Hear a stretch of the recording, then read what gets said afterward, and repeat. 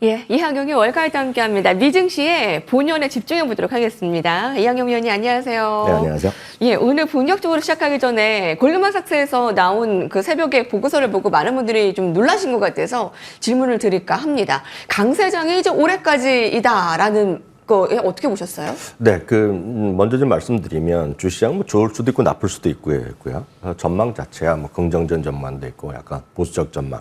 그리고 약간 부정적 전망도 있는데요. 늘상 있는 일이다라고 먼저 좀 말씀드립니다. 골드만삭스가 지금 향후 10년 동안 뭐 주식시장이 올라갈 일이 별로 없다. 해봤자 뭐 3% 수익률 뭐 이 정도 얘기한 거 아닙니까?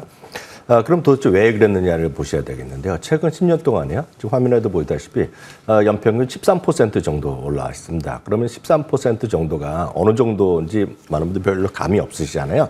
S&P 500이 지금 출범한 지 그냥 공식적 비공식 합쳐서 한 100년 정도라고 우리가 얼추 이해하시면 되겠는데요. 정확히 보면 1926년에부터 시작됐다고 보시면 되겠는데요. 거의 100년 동안에 평균적으로 보면 한 9% 정도가 수익이 났습니다. 연평균. 그래서 흔히 얘기해서 디비던드 배당 합쳐서 한 10% 정도 얘기하면 그냥 맞는 얘기가 되겠는데요. 그래서 13%에서 13.5%까지 올라가니까 최근 10년 동안 그동안의 역사적 평균보다 훨씬 많이 올랐다는 얘기를 하고 있는 거죠. 그러다 보니 워낙 많이 올랐다는 겁니다. 그러다 보니 밸류에이션도 높아졌습니다. 밸류에이션은 가장 쉽게 얘기할 수 있는 것은 PER입니다. 많은 분들이요. 이익 대비 주가의 배율이라고 보셔야 되겠는데요. 지금 오늘 현재요. S&P 500 기준 정확히 얘기하면 지난 금요일 현재 S&P 500의 12개월 예상 실적 기준 PER은 21.9배입니다. 쉽게 해서 22배 정도 되는데요. 역사적 평균 최근 10년 동안에 보면 18.5배 정도 되니까 좀 많이 비싸져 있거든요. 그러니까 그렇기 때문에 주가는 약간 오버밸류 돼 있다라고 얘기하더라도 틀리진 않습니다. 역사적으로 관점에서 보면. 그렇기 때문에 좀 비싼 관점에서 주식시장에서 한 3% 정도니까 시장에서 크게 올라갈 것이 없다. 뭐 그 정도로 이해하시면 되겠고요. 이게 처음이 아니라는 거가 보면 JP모건도 비슷한 얘기 하겠고요. 뱅크 오브 아메리카는 작년 초에 아주 재미난 얘기를 했습니다. 향후 10년 동안 3%가 아니라 올라갈 것이 없다라고 얘기한 적도 있습니다. 그래서 늘 이런 전망이나 분석, 장기적인 전망이 늘상 나오는 기 때문에 너무 개념치 말라라고 결론적으로 말씀드릴 수 있겠습니다. 네, 그렇군요. 최근에 10년간 수익률은 평균을 뛰어넘었습니다. 특히 올해는 20%를 뛰어넘으며 강세장 정말 틀림없잖아요. 네. 근데 이것이 올해까지일 것이다라는 그 근거 어떤 얘기를 했는지 살펴주셨는데, 예, 뭐 전망 중에 하나라는 거 좀 개의치 않고 저희와 그 집중 뭐 종목들의 전망을 함께 하시면 될 것 같습니다. 자, 그래서 오늘 엔비디아에 좀 집중을 해볼까 합니다. 오늘 인사이트 함께 보시죠. 엔비디아 너무 저렴하다고 간밤 뉴욕 증시에서도 엔비디아는 이 거래일 말에 최고가를 경신했습니다. 그런 가운데 엔비디아의 목표가는 더 상향되고 있는데요. 네, 오늘 엔비디아 얘기를 좀 자세히 말씀드리고 싶은데요. 저희가 이제 타이틀은 너무 싸다라고 얘기했지 않습니까? 그러면 너무 싸다 그러면 보시는 분들이 야, 좀 말도 안 된다 얘기하실 수 있겠는데요. 제가 이제 오해를 받지 않기 위해서 이 제목은 어디서 만든 거냐면 파이낸셜 타임즈에서 오늘 지난 주말에 특집으로 보도한 기사가 되겠는데요. 파이낸셜 타임즈는 블룸버그, 월스트리트 저널과 함께 뭐 세계 최고의 어떤 뭐랄까요, 좀 보수적이면서도 권위 있는 기사, 신문, 언론사라고 보셔야 되겠는데요. 엔비디아에 쓴 거 자체가 보면 엔비디아, 뭐 칩, 액츄얼리 뭐 이런 얘기 쓰고 진짜 싸다는 얘기를 하고 있고요. 그 내용에 보면 두 문장이 이런 얘기가 들어가 있습니다. 엔비디아가 지금 너무 싸고 딥 밸류 스탁이란 말을 쓰고 있는데요. 슈퍼칩이란 건 뭐 번역할 일도 없는 거예요. 네, 너무 싸다는 얘기하는 거가 되겠고요. 딥 밸류 스탁이란 거는 가치주인데 여기서 딥이란 말, 깊게 들어갔다는 거는 한국말로 번역할 때 보면 초저평가라는 얘기를 하고 있습니다. 그래서 그 정도로 얘기하고 있는데 도대체 이런 얘기를 왜 하고 있느냐를 보셔야 되겠습니다. 참고적으로 엔비디아는 뭐 이런 것이 반영됐길 떠나서 오늘 3조 5천억 달러의 시대에 접어들면서 사상 최고가 같고요. 지금 시가총액 1위는 전 세계 1위는 애플인데요. 애플과의 차이가 오늘 현재요. 지금 이 시간 현재 지금 700억 달러 차이로 붙어 있기 때문에 언제라도 다시 한번 5월에 이어 다시 한번 1위를 등극할 수 있는 찬스는 와 있다라고 보셔야 되겠는데요. 파이낸셜 타임즈가 말씀드렸다시피 자신 있게 엔비디아가 슈퍼칩이다, 딥밸류 스탁이라고 얘기한 것은 몇 가지 얘기를 하고 있습니다. 큰 틀에서 보면 세대적 기회란 얘기를 뱅크 오브 아메리카에서 지난주에 했는데 그걸 인용하고 있습니다. 한 세대 한 번씩, 우리가 세대라는 건 얼추 30년에서 40년 얘기하고 있는데요. 30년에서 40년에 정도 한 번씩 나올 수 있는 엄청난 기회가 지금 엔비디아에 왔다라는 얘기를 하고 있겠고요. 그러면서 목표 주가를 지난주에 165에서 190달러로 지난주에 올려놨는데요. 25년 실적 기준을 보면 PR이 42배까지 지금 나와 있는 것이 되겠는데요. 한 5가지 정도 근거를 갖고 얘기를 하고 있습니다. 이거는 뱅크 오브 아메리카 얘기를 인용을 하고 있는데요. 시장 점유율이 80에서 85%, 지금은 98%인데요. 이제 지나가봤자 1년 후에 되더라도 80에서 85%. 그리고 시장이 급성장하면서 2024년 대비 4배까지 시장이 갑자기 커진다는 얘기하고 있겠고요. 그리고 이들이 이제는 협력하는 회사가 너무나 많이 늘어난다는 겁니다. 엑센처, 서비스나 오라클 등과의 엔터프라이즈 파트너십이 계속 늘어나고 있겠고요. 주당이익이 2020년까지 5배 이상 성장할 거라는 얘기하고 있고요. 그렇게 되면 PR이 24배밖에 안 된다는 얘기를 하고 있습니다. 향후 2년 동안 순현금 흐름이 2천억 달러, 뭐 엄청난 돈을 쓸어 담는다는 얘기하고 있겠는데요. 그 정도로 돈을 찍어낸다는 얘기하고 있고요. PEG는 이익 증 성장에 대한 배율인데요. 지금 0.6배입니다. 여러분 조금 검색해 보시면 PEG의 어떤 기준을 보면 1배 이하면 엄청 저평가라고 얘기를 하고 있는데 지금 0.6배입니다. 맥7, 소위 매그니피션트 7의 평균이 1.9배니까 그리고 이익의 성장에 대비해서 이게 철저하게 저평가라는 얘기를 하고 있다라고 보셔야 되겠습니다. 일주일 전에는요, 또 골드만삭스 목표 주가 150달러에서 또 상향하게 됐는데요. 주가가 저평가 상태라는 얘기를 하고 있겠는데요. 그림을 앞서 말씀드렸던 대로 2개 다시 한번 보여드리겠는데요. 이 회사 엔비디아의 과거의 PR과 대비한 건데요. 과거의 평균 PR 대비가 그것이 파란색, 하늘색이 되겠는데요. 지금 PR이 비쌀 때리고 쌀 수도 있지만 지금은 엔비디아의 과거 3년 동안의 PR 수준에 불과하다는 얘기. 그러니까 평균 수준에 불과하다는 얘기를 하고 있겠고요.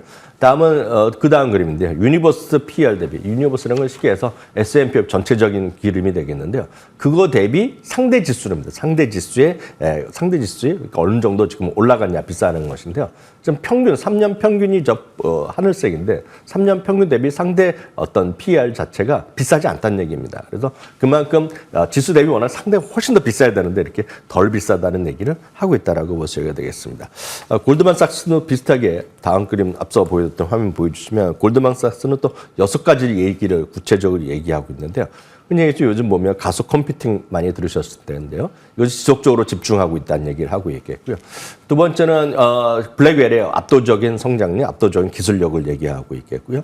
요즘은 추론 과정을 얘기 많이 하고 있는데 추론의 복잡성이 증가하면서 실제로 쓸 수 있는 것은 지금 엔비디아가 장악을 하고 있다는 얘기하고 있겠고요. 다음은 경쟁력 있는 요소가 어렵게 약간 번역을 했지만 해자라는 얘기인데요. 해자가 압도적인 해자를 갖고 있다는 얘기하고 있겠고요. 그리고 미래에 대한 가시성, 이건 무슨 얘기냐면 이익에 대한 성장성, 이익에 대한 미래 전망에 대해서 분명히 그걸 도달할 수 있는 가시적인 성과의 어떤 가능성 상당히 높다는 얘기를 하고 있습니다.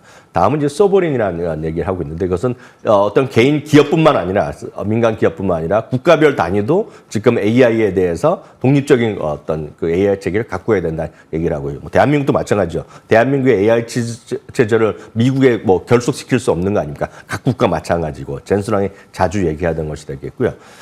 지금 보면 많은 분들이 테슬라의 이제 그 로봇 휴머노이드 로봇 보면서 많은 분들 감탄하시는 분도 계실 텐데 이게 결국 휴머노이드 로봇이 이제 활성화될 텐데 그렇게 되면 역시 AI에 대한 소비는 수요는 엄청날 거란 얘기하면서 결국은 이런 것들이 결국 엔비디아의 초강세를 앞으로 분명히 보여줄 거라는 얘기하고 있고 그런 관점에서 파이낸셜 타임즈의 결론은 뭐냐면 목표 주가가 192건, 200원 얘기하고 있고 지금 보면 많이 비쌀 것 같지만 이들의 얘기를 제가 지적하면 터무니없는 목표가랑은 하나도 없다는 겁니다. 엔비디아에 대해서. 얼마를 제시하도 자기네들은 터무니없이 생각하지 않는다는 얘기하고 있겠고요. 다만 엔비디아 그러면서 얘기하는 거가 많은 분들이 주주분들은 별로 그렇지 않겠지만 주식을 안 갖고 계신 분들은 지금 너무 좋게 얘기하는 사람들 보면 좀 말도 안 되는 소리라고 비꼴 수 있지만 그렇게 비꼬는 것은 상당히 위험할 수 있다라는 얘기를 마지막으로 제시하고 있다라고 보셔야 되겠고요. 마지막으로 3분기 실적 전망을 보여드리면 주당이익은 0.74달러, 매출은 329억 달러 정도 전망이 되고 있겠고요. 월계 투자 의견은 최근에 보더라도 여전히 목표 주가를 올리는 게 대세다라고 이해하시면 되겠습니다. 예. 오늘 종가상 처음으로 140달러를 넘어섰습니다. 140달러가 뭐예요? 141, 142, 143까지 분 단위로 다투며 올라왔는데요. 예, 뱅크 오브 아메리카가 190달러까지 엔비디아 목표가 상향했고요. CFRA도 160달러까지 목표가 상향했습니다. 우사인 볼트도 기록을 아껴가면서 깼는데 엔비디아는 막 기록을 깬다 라면서 오늘 주주 이야기들이 참 뜻깊었습니다. 자, 엔비디아 살펴봤고요. 오늘 월가에서는 어떠한 이슈들 다뤘는지 헤드라인 살펴보도록 하겠습니다. CNBC에서 다뤘습니다. 모건스탠리의 강력 매수, 기업 탑픽 5 종목을 선정했는데요. 어떤 종목들이 담겨 있나요? 네, 모건스탠리가 이제 그 이번 실적 시즌에 맞춰서 결국은 강력 매수할 주주 5개 탑픽을 선정했는데요. 기준은 이겁니다. 2분기에는 역설적으로 지난 분기에는 실적 매출이 미스했다는 겁니다. 눈높이를 못 맞춰서 주가 그동안 재미없었는데 3분기 이번에 실적 발표는 매출과 이익이 모두 비타면서 주가가 올라갈 수 있는 모멘텀이 있다는 겁니다. 다시 한번 말씀드리지만 2분기는 실망스러웠다는 얘기죠. 실적 발표. 그렇지만 이번에는 좋아질 것 같은 얘기를 5개를 얘기하고 있습니다. 대표적인 것은 이튼입니다. 이튼 대표적인 산업용 기계, 산업용 시스템 회사라고 보셔야 되겠고요. 리니지라는 거는 이번에 7월에 상장된 기업인데 리츠인데 전 세계에서 최대 규모의 음식물 유통 있죠. 음식물, 먹거리, 식료품 유통하는 리츠가 되겠습니다. 저도 익숙하지 않은 건데요. 심벌은 아주 간단합니다. 라인인데요. 네이버의 그 라인이 아니라 리니지라는 회사가 있는데 그게 LINE, 7월에 상장한 기업이라고 보셔야 되겠고요. 다음은 마이크로소프트, 그리고 시게이트, 그리고 트랜스유니온 정도가 지금 5종목을 강력 매수 종목으로 선정했다는 거 참고하시면 좋겠습니다. 네, 자 이어서 CNBC에 이어서 오늘 배런스의 소식도 전해드립니다. 투자 유망 배당주 살펴보겠습니다. 연말 되면 배당주가 돋보이는 계절 더 뚜렷해지고요. 투자 유망한 배당주 7개가 꼽혔네요. 네, 투자 유망 종목을 여러 가지 관점에서 보면 여전히 그 채권에 대한 매력이 커질 수 있다는 것도 분명히 맞는 거가 되겠는데요. 이번에 밸런스에서 한 거는 기본적으로 여전히 채권보다 배당을 좀 많이 주는 그런 주식에 투자하는 것이 좋다는 얘기를 하고 있습니다. 여전히 채권보다 높은 매력이 있는 것을 한 이유로 3가지를 얘기하고 있는데 첫 번째는 수익률 자체에 대한 기대감이 있겠고요. 두 번째는 주가가 채권은 이제 가격이 올라가기가 쉽지 않은데요. 이거는 주가 자체가 올라갈 가능성이 있고 세 번째는 세금 혜택입니다. 세금 혜택이 별것이 아니라 미국 기준으로 보면 그 채권에 대한 이자를 통한 배당 수익보다 주가에 대한 수익에 따른 배당을 받았을 때의 수익이 생각보다 더 세제 혜택이 있다는 것입니다. 이건 국내외 다룰 수 있으니까 참고만 하시면 좋을 것 같겠고요. 그런 관점에서 주식은 컬럼비아 플렉서블 캐피탈 인컴이라는 곳에서 그런 관점에서 한 10종목 정도를 지금 투자 유망한 배당주를 선정했다라고 보셔야 되겠고요. 기준은 10년 이상의 채권 수익률을 능가하는 그런 배당 수익률을 준 그런 기업을 뽑았다라고 보셔야 되겠습니다. 특히 이번에 나온 이 종목들은 모두 배당 수익률이 4% 이상인 기업이니까 참고해 주시면 좋겠고 이 중에서 파이자라든가요. 그리고 UPS, 그리고 크라프트하인즈, 이런 게 케찹 회사죠. 크라프트하인즈, 그리고 시리어스 XM 홀딩스 정도가 여러분들이 주목할 만한 주식이다라고 이해하시면 되겠습니다. 예. 배당 수익률 4% 이상이면 솔깃할 수밖에 없는데요. 자, 그와 관련한 종목들 살펴봤고요. 마지막 헤드라인 이어가겠습니다. 네, 다시 돌아와서 CNBC가 오늘 프랜차이즈 픽이라는 내용을 보고했는데요. 연말에 접어들면서 제프리스는 프랜차이즈 픽이라고 부르는 주식 추천 종목을 업데이트를 했습니다. 어떤 내용일까요? 네, 각 증권사들은 나름대로 이제 쉽게 얘기해서 강력 매수 종목 리스트를 갖고 있는데요. 이름이 약간씩 다 다릅니다. 그래서 웬만한 증권사는 컨빅션 바이라고 그래갖고 그냥 진짜 확신에 찬 매수, 그러니까 강력 매수라는 표현을 쓰고 있겠고요. 제프리스는 특이하게 자기네가 했다 그래서 프랜차이즈 추천주라고 얘기하고. 우리나라 말로 보면은 이제 강력 매수. 네, 그렇게 이해하시면 거죠? 되겠습니다. 회사에서 가장 자기네가 좋아하는 종목을 선정하는 그걸 리스트라고 보시면 되겠는데 제프리스는 프랜차이즈 추천주라는 표현을 쓰더라라는 정도 이해하시면 되겠고요. 이 중에서 10종목 정도를 표로 소개해 놓은 주식이 바로 이 그림이 되겠습니다. 이 중에서 여러분들 익숙할 만한 것 중에는 드래프트킹즈가 있습니다. 드래프트킹즈는 이제 그 온라인 도박 갬블링 사이트라고 보시면 되겠고요. 두 번째는 캠뷰입니다. 캠뷰는 특히 오늘 같은 경우 특징주로도 분류될 텐데 오늘 같은 경우는 이제 액티비스트 행동주의 투자가 들어가면서 주가가 급등했는데 캠뷰는 여러분들은 이름을 익숙한 분이 거의 없을 것 같습니다. 뭐냐면 존슨앤존슨에서 분리됐습니다. 그래서 예를 들어서 우리를 보면 아주 간단한 의약품이라든가 뭐 로션 이런 것들인데 그래서 여러분들이 캠뷰라고는 모르시지만 브랜드 이름 말씀드리면 아실 것 같습니다. 타이레놀 모르시는 분 없고요. 여러분들 집에 한두 개씩 제품 있는 것이 아비노 여러분들 로션이 있는데 그런 것들 그리고 밴드에이드 그러니까 여러분들 그 일일 반쪽 이런 것들을 갖고 있는 건데 캔뷰가 이번에 들어가 있겠고요. 다음은 이제 대표적인 책임보험 그 손해보험 회사죠. 프로레시브 코퍼레이션 정도가 들어가 있다는 것도 참고하시면 좋겠습니다. 네, 여러분 이렇게 간밤에 나온 보고서 내용 한 번에 살펴볼 수 없잖아요. 네, 이한경 위원과 함께했습니다. 고맙습니다.